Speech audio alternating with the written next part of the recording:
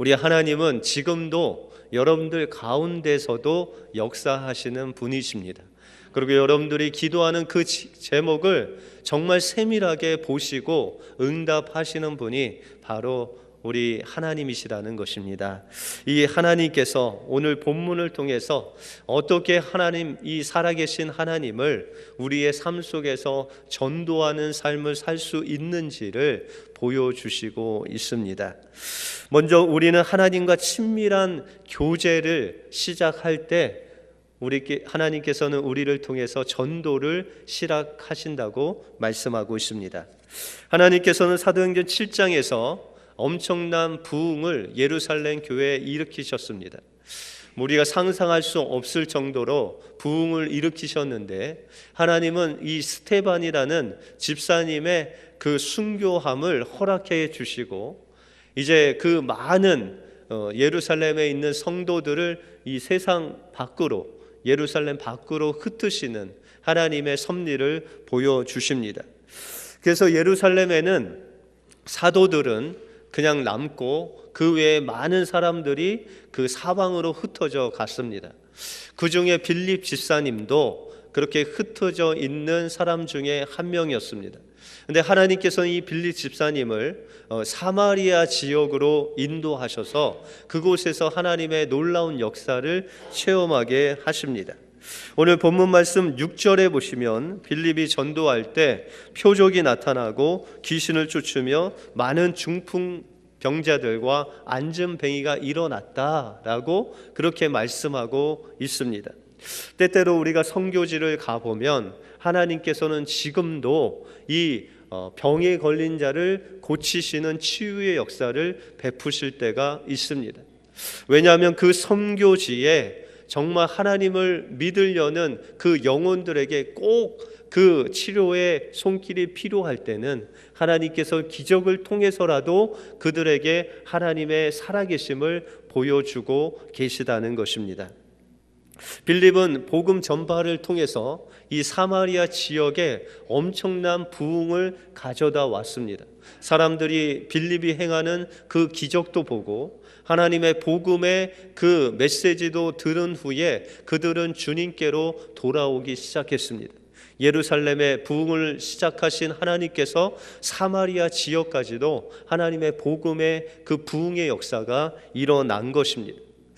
어떻게 보면 이 빌립 집사님의 생애에 가장 전성기라고 말할 수 있는 이 사마리아 부흥이 시작된 것입니다. 그런데 이렇게 하나님께서 복음을 전하시고 또한 부흥케 하시고 오늘 성경에 보시면 그 사마리아 성에 하나님의 기쁨이 넘쳐 흘렀다라고 그렇게 말씀하고 있습니다. 그런데 하나님께서는 이 빌립을 그 부흥하는 현장에 그냥 내버려 두시지 아니하시고 오늘 성경에 보시면 광야로 이 빌립을 인도하셨다라고 말씀하고 있습니다. 이 광야는 우리가 아는 사막입니다. 그 사막에는 사람이 없습니다. 또한 그곳은 덥고 또한 흙 더미가 날리며 물 한 모금 얻어 먹을 수 없는 그런 척박한 땅입니다.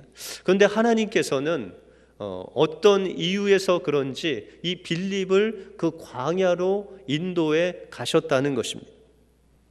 그런데 이 빌립은 사도행전 6장에 나와 있듯이 성령과 지혜가 아주 충만한 그런 분이셨습니다. 늘 하나님과 교제하고 또한 기도하면서 하나님의 뜻을 구하는 그런 사람이었습니다. 그래서 오늘 27절에 보시면 하나님께서 명령하시는 그 광야로 가라는 그 명령에 이 빌립이 일어나서 갔다고 말씀하고 있습니다. 이 사마리아에서 광야까지는 아주 수십 킬로미터, 수십 마일을 가야 되는 그런 곳이었습니다. 그럼에도 불구하고 빌립은 하나님 말씀에 순종하여 그곳에 갔다는 것입니다. 빌립은 하나님의 그 명령에 어떤 토를 달지도 않고 어떤 대꾸도 하지 않고 그냥 하나님 말씀에 순종함으로 그곳까지 혼자 갔다는 것입니다. 하나님께서는 이렇게 하나님의 말씀에 순종하는 자를 통하여 역사하신다는 것입니다. 이 빌립이 하나님 말씀에 순종할 수 있었던 것은 그를 보내신 이가 바로 그가 믿는 하나님이심을 믿고 확신하는 그 말씀 안에 거했기 때문에 그는 그 믿음을 따라 하나님 말씀에 순종한 것입니다.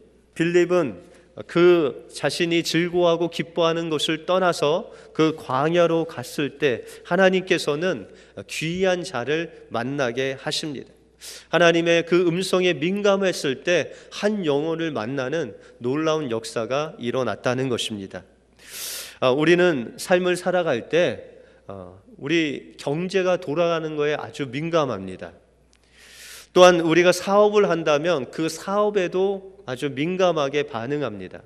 직장을 다닌다면 직장의 상사나 아니면 직장 분위기에도 아주 민감합니다. 여러분들 날씨에도 민감하시죠? 오늘 비가 올지 눈이 올지 날씨를 잘 봐야 하는데, 그래서 우리가 이 관심 있고 민감해 하는 것에 대해서는 생각하기도 하고 연구하기도 하고 그것을 골똘히 생각합니다. 그런데 믿는 우리는 하나님의 구원의 역사에는 좀처럼 민감하지 않은 것 같습니다. 하나님께서 여러분들에게 주위에 있는 영혼을 붙여주셨는데도 불구하고 이 영혼이 하나님이 붙여주신 영혼인지 아니면 적인지도 분별 못할 때가 있다는 것입니다. 하나님은 전도하라고 그 사람을 붙여줬는데 우리는 그 사람에게 뭐가 도움을 얻을 게 없을까라고 생각할 때도 있다는 것입니다. 어떤 장사를 오래 하신 분의 그 이야기를 한번 들은 적이 있습니다.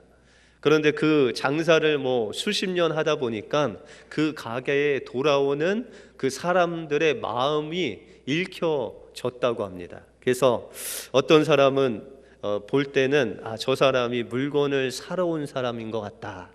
어떤 사람이 들어올 때는 저 사람은 물건을 훔치러 왔구나.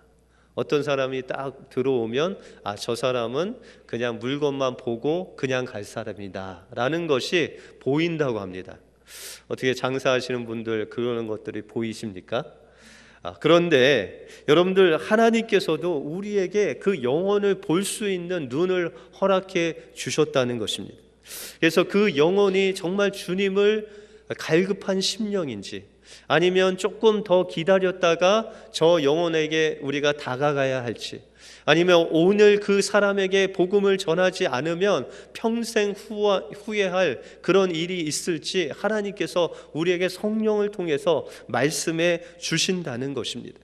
그러므로 우리는 늘 하나님 앞에 기도함으로 하나님께서 어떻게 그 영혼에 대해서 말씀하실는지 우리는 하나님의 음성에 민감한 삶을 살아야 된다는 것입니다. 빌립이 하나님의 말씀에 순종하고 민감하고 또한 하나님 말씀에 순종했을 때 에디오피아 내시에게 복음을 전하는 놀라운 일이 일어났습니다.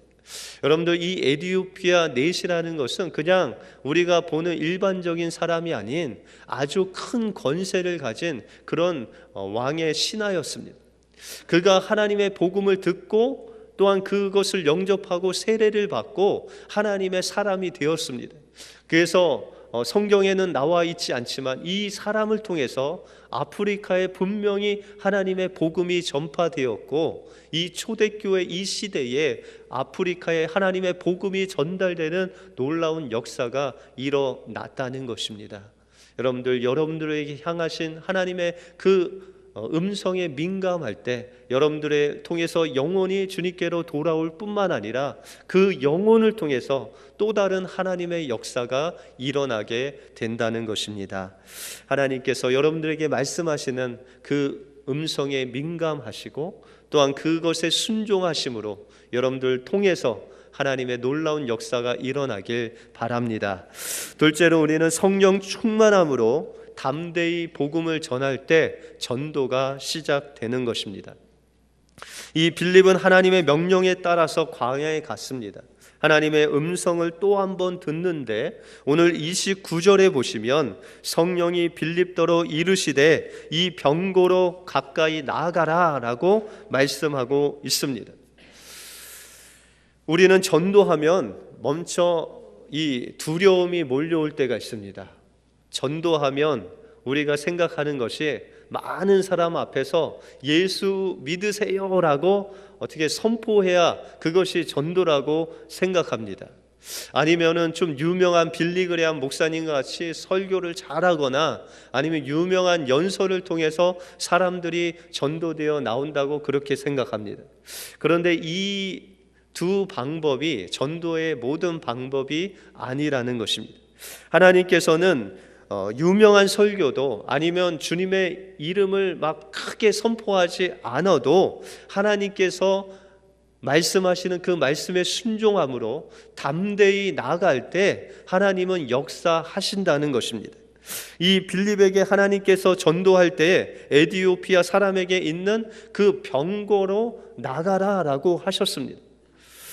이 에티오피아 사람은 나라의 모든 국고를 맡은 아주 높은 지위에 있다 보니까 그는 그냥 걸어서 예루살렘에 온 것이 아니라 병거를 타고 많은 사람들의 호의를 받으면서 왔습니다. 그래서 이 에티오피아 내시를 접근하는 것은 그렇게 쉬운 일이 아니었습니다.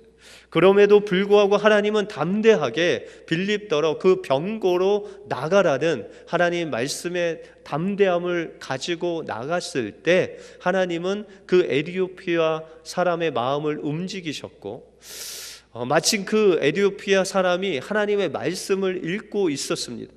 그때 빌립은 그 말씀을 이해하느냐라고 물었을 때 그 에티오피아 사람은 가르쳐 주는 사람이 없는데 어떻게 내가 이 말씀을 깨닫느냐라고 묻습니다. 그때 빌립은 그 병거에 올라가서 하나님의 말씀을 해석해 줍니다. 오늘 본문 말씀 32절에 보시면 저가 사지로 가는 양과 같이 끌리었고 털 깎는 자 앞에 있는 어린 양의 잠잠함 같이 그 입을 열지 아니하였도다라고 말씀하고 있습니다. 이것은 이사야서 53장에 있는 말씀입니다. 우리가 잘 아는 그가 찔림은 우리의 허물을 인함이요 그가 상함은 우리의 죄악을 인함이라. 그가 징계를 받음으로 우리가 평안을 누리고 그가 책찍에 맞음으로 우리가 나음을 얻었도다. 이 말씀 다음에 나오는 그 말씀을 읽고 있었다는 것입니다. 다시 말해서 에티오피아 내시가 하나님 주님께서 십자가에서 고난받으시고 죽으시는 그 말씀을 읽고 있었을 때 이 빌립이 그에게 다가간 것입니다. 그리고 빌립은 담대하게 하나님의 복음을 주님의 그 십자가와 그 고난받으신 그 복음을 그들에게 전달할 때 하나님의 놀라운 역사가 그에게 일어났다는 것입니다. 하나님께서는 우리가 하나님의 음성을 듣고 담대하게 나갈 때 하나님의 놀라운 역사를 이루어 주신다는 것입니다. 10여 년 전에 제가 부산에 있는 호산나 교회라는 곳에서 전도 폭발 훈련을 받은 적이 있습니다. 한 여러 날 동안 그 복음에 대해서 암기하게 하고 이제 한 3, 4일 후면은 나가서 전도를 실습하는 그런 시간이 있었습니다. 그래서 이제 그 훈련자와 또한 훈련을 돕는 사람들과 같이 병원으로 갔습니다. 그런데 어떤 남자가 이 창문 앞에서 담배를 피면서 이 팔을 기부스하고 그냥 한숨을 쉬면서 그렇게 있었습니다. 근데 저를 훈련시켰던 그 권사님이 전사님 저 분한테 복음을 전했으면 좋겠습니다. 그렇게 이야기하는 것입니다. 제가 봤을 때는 좀 인상이 굳었고요. 성격도 그렇게 좋아 보이지 않았습니다. 그래서 복음을 정말 전달할 수 있을까 그런 마음으로 그러나 기도하고 왔기 때문에 담대하게 나갔습니다. 그래서 혹시 교회 나가십니까? 예수님을 믿으십니까? 라고 했는데 잘 모른대요. 예수님도 모르고 교회에 다니지 않는데요. 그래서 저한테 한 20분간 시간을 주실 수 있습니까? 하고 이제 준비한 복음을 전하기 시작했습니다. 근데 그 남자분이 저는 한 10분쯤 지나서 화를 낼 줄 알았거든요. 그냥 가시라고. 근데 20분이 아닌 30분을 복음을 전하는데도 그냥 가만히 듣고 있는 겁니다. 전하는 저도 좀 지루한데 그분은 계속 듣고 있는 것입니다. 그래서 복음을 다 전하고 그분이 예수님을 영접까지 하고 또한 교회에 나오겠다고 약속까지 하는 것입니다. 그것을 통해서 제가 느낀 것은 하나님께서 가라고 하실 때 그냥 순종만 하면 그 다음은 하나님께서 책임져 주시는구나 라는 것을 알았습니다. 저는 그냥 복음만 전했는데, 제가 지루할 정도로 복음을 길게 전했는데도 불구하고 그 복음이 바로 하나님의 능력이 돼서 그 복음이 그 안에서 역사하신 것입니다. 저는 그냥 그곳에 앞에 가서 복음을 전했을 뿐이고 역사하시는 분이 바로 하나님이셨다는 것입니다. 우리의 삶 속에서 하나님께서는 우리가 성령 충만함으로 기도하며 나갈 때 하나님은 우리에게 담대함을 주시고, 담대함으로 주님 앞에 나갈 때 하나님은 하나님의 놀라운 역사를 하나님께서 이루신다는 것입니다. 여러분들, 하나님께서 담대함을 주셔서 어딘가 보내실 때 순종하시길 바랍니다. 그 순종을 통해서 예수 믿지 않는 자가 여러분들 통해서 돌아올 줄 믿습니다. 마지막으로 우리는 다른 사람에게 전할 복음을 또한 준비해야 됩니다. 이 빌립 집사님은 하나님의 음성에 민감했고 또한 성령의 충만함으로 담대함으로 복음을 전했지만, 그러나 그 에티오피아 내시가 읽었던 그 이사야서 53장에 있는 내용을 그가 알고 또한 성령께서 주시는 지혜로 해석할 수 있는 능력이 있었기 때문에 그는 하나님의 복음을 또한 온전히 전할 수가 있었다는 것입니다. 그래서 우리는 말씀도 연구하고 공부하고, 여러분들이 요새 성경 공부를 하는 이유도 그렇습니다. 여러분들 자신의 그 믿음의 확신도 있어야 되겠지만, 여러분들에게 물어오는 예수님이 누구냐고, 또한 여러분들 왜 교회 다니시냐고 물었을 때 여러분들 마음속에 무엇인가 대답할 수 있는 그 복음을 준비해야 된다는 것입니다. 그래서 베드로전서 3장 15절에 보시면, 너희 마음에 그리스도를 주로 삼아 거룩하게 하고 너희 속에 있는 소망에 관하여 이유를 묻는 자들에게는 대답할 것을 항상 준비하라고 말씀하고 있습니다. 우리가 예수 그리스도를 구주로 삼고 그 주님으로 거룩하게 사는 삶에 멈추지 않고, 네가 왜 그렇게 사느냐, 왜 예수를 믿느냐는 그 질문 앞에 무엇을 전할지 늘 마음속에 그 준비를 해야 된다는 것입니다. 그것이 복음이 될지 아니면 복음을 전하는 도구가 될지 그것을 준비하는 삶을 살아야 된다는 것입니다.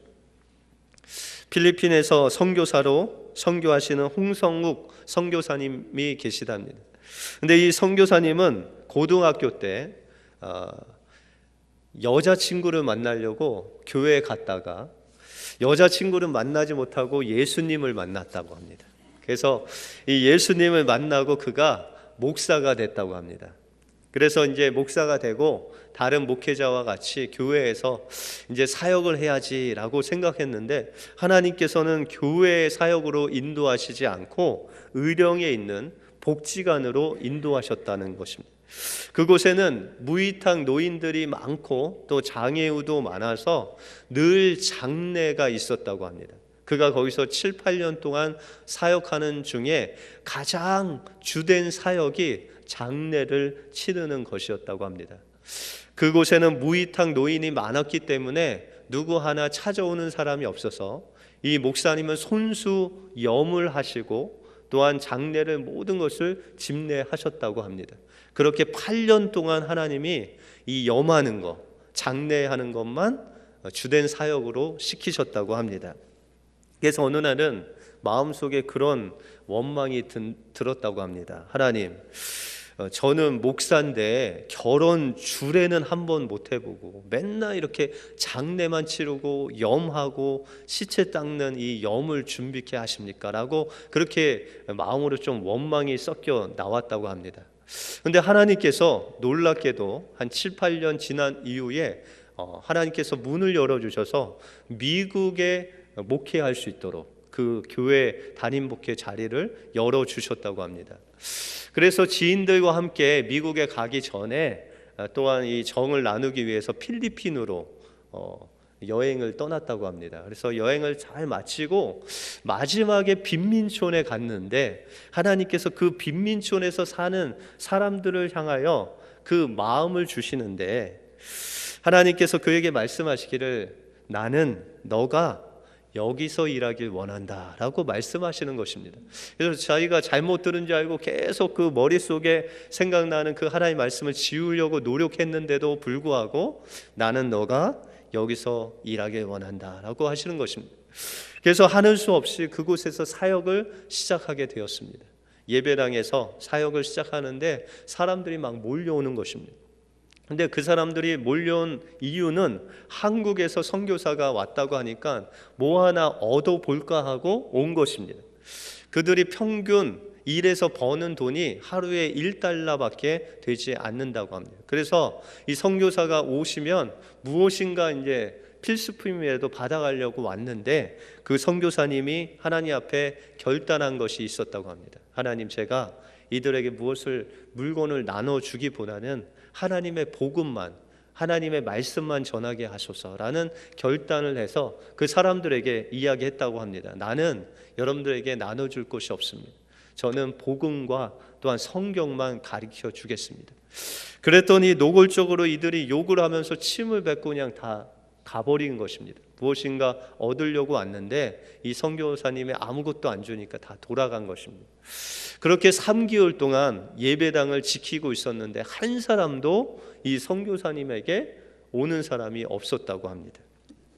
그런데 그 3개월이 지나고 나서 동네에 장례가 치르게 되었다는 것입니다. 너무 가난해서 이 장례를 치는데 필리핀에서도 장례에 많은 돈이 필요한데 너무 가난하다 보니까 이 장례를 치를 수가 없었습니다. 많은 경우에는 천주교에서 와서 장례를 치러주는데 이 사람은 너무 가난해서 천주교에서도 돌아보지 않았다고 합니다. 그래서 그 소식을 들은 이 목사님이 8년 동안 염을 하고 장례를 준비했잖아요. 그래서 가서 능숙하게 또한 아주 정성껏 그 장례를 치루어줬다고 합니다.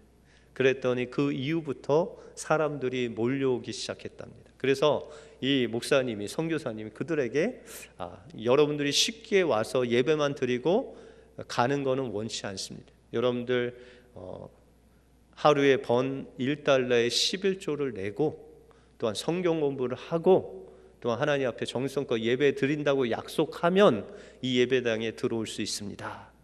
그렇게 했는데도 불구하고 사람들이 몰려와서 자신들이 번 그 1불에 대한 11조를 내고 또 하나님의 말씀을 배우고 예배를 정성껏 드렸습니다. 그래서 지금은 300명의 성도가 있고 그들이 학교를 세우고 병원을 짓고 그들이 어느 정도 돈을 벌어도 늘 11조를 하나님께 드리는 그런 귀한 성도들이 되었다는 것입니다. 여러분들, 하나님께서 여러분들을 어떻게 준비시키실 줄 모릅니다. 이 목사님은 장례 치르고 염하는 것을 준비하셔서 그 복음의 통로로 그것을 사용하셨다는 것입니다. 여러분 우리 니카라가 단기 선교팀이 요번에 단기 선교를 가는데 도구를 준비했습니다. 염을 하는 것이 아니고 안경을 준비했습니다. 여러분들, 제가 온두라스에 안경 사역을 하던 때가 있었는데 그곳에 갔는데요, 많은 사람들이 안경이 필요했습니다. 그런데 어떤 할아버지가 사람들의 부축을 받고 지팡이를 짚고 오는 할아버지가 있었습니다. 앞이 안 보였어요. 그런데 그분이 앞이 안 보이는 장님이 아니고 눈이 정말 나쁜 근시였습니다. 그래서 그 할아버지를 이렇게 테스트하다 보니까 이분이 눈이 나쁘다라는 것을 알고 우리가 가져온 것 중에 가장 나쁜 그 근시 도수로 그 안경을 맞춰줬더니 그분이 지팡이 없이 일어나서 그냥 혼자 집을 가는 것입니다. 그때의 그 어떤 기쁨은 이루 말할 수가 없습니다. 여러분들, 요번에 니카라가 단기 사역을 하시는 분들이 여러 수일 동안 그 안경 사역을 준비했습니다.